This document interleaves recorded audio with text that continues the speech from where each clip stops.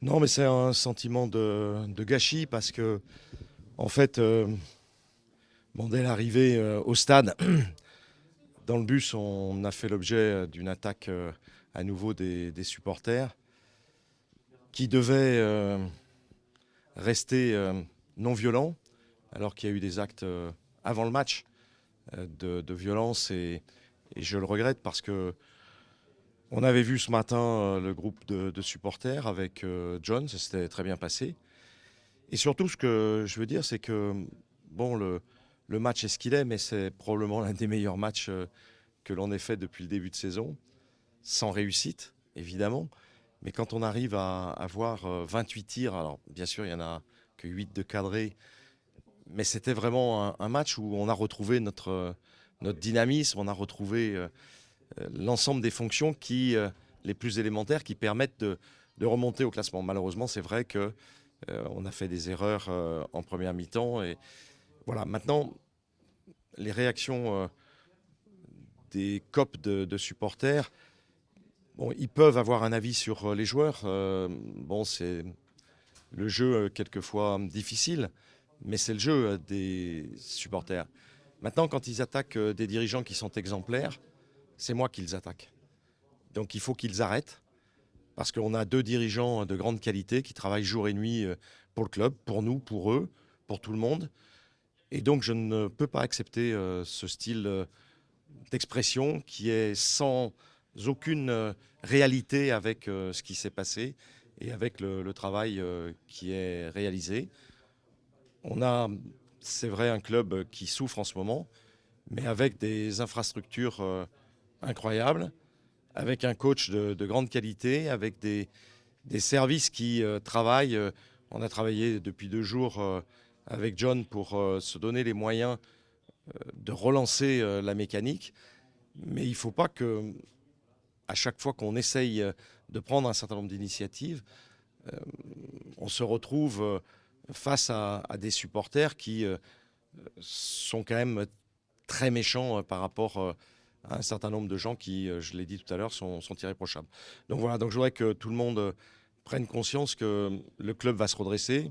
J'en prends la responsabilité. On a vu avec John et on va encore travailler cette nuit avant qu'il parte de très bonne heure demain sur l'Angleterre puis les États-Unis, sur un certain nombre d'initiatives rapides, en particulier pendant le mercato.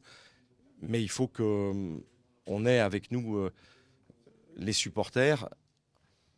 Les joueurs vont certainement prendre un certain nombre aussi de positions suite à ce qui s'est dit, mais surtout qu'on laisse tranquille Vincent Ponceau et Bruno Chéroux, qui encore une fois sont exemplaires et je suis le premier à pouvoir les juger puisque je les ai embauchés.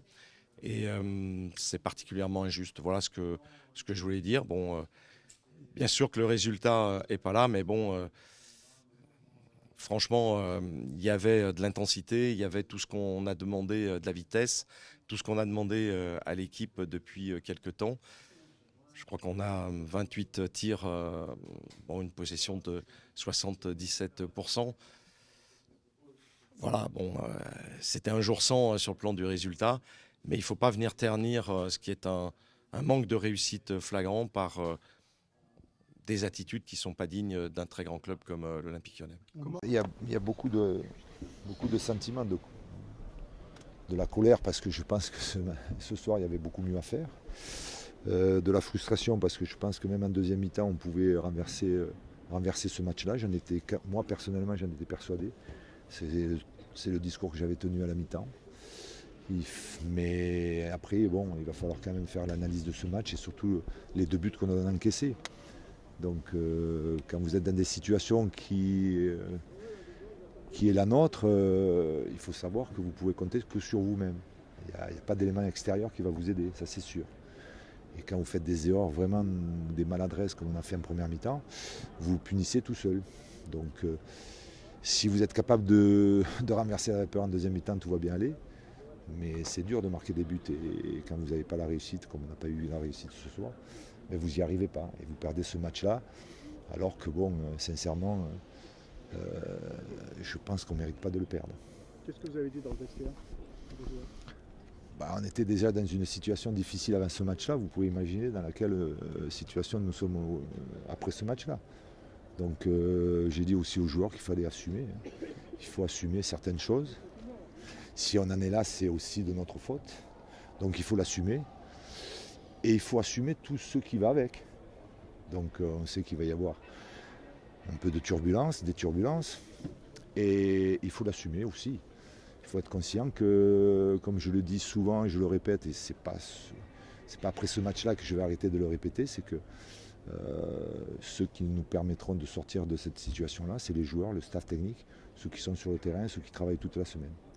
Donc mobilisation, bien sûr, reprise de confiance quand même un peu individuelle, parce que je pense que si on reprend un petit peu de confiance, mais vous me direz que les résultats, c'est important aussi pour reprendre la confiance, il n'y en a pas, essayons de faire en sorte d'avoir un peu plus de confiance individuelle qui va nous permettre d'avoir un peu plus de confiance collective pour pouvoir gagner ce genre de match, même si